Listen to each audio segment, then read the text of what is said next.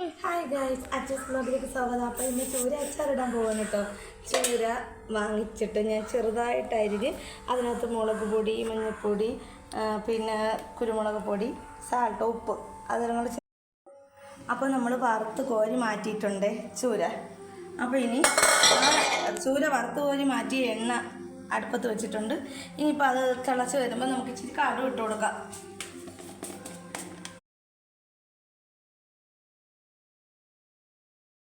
പൊടികൾ ചേർത്ത് കൊടുക്കാവേ. 1/2 സ്പൂൺ നമ്മൾ മഞ്ഞൾപ്പൊടി ഇട്ട് കൊടുത്ത് ഇച്ചിരി കൂടെ ഇട്ട് കൊടുക്കാം. ഇനി നമുക്ക് അതിനകത്തോട്ട് നല്ല എരിവുള്ള മുളക് പൊടിയാണേ ഞാൻ. അപ്പോൾ നന്നായിട്ടൊന്ന് ഇളക്കി കൊടുത്തു നോക്കണം. നമ്മൾ ഇനി നമുക്ക് ഈ മൂപ്പിച്ച് വെച്ചിരിക്കുന്ന ഫ്രൈ അത്രയും കൂടെ ഇട്ട് കൊടുക്കാവേ.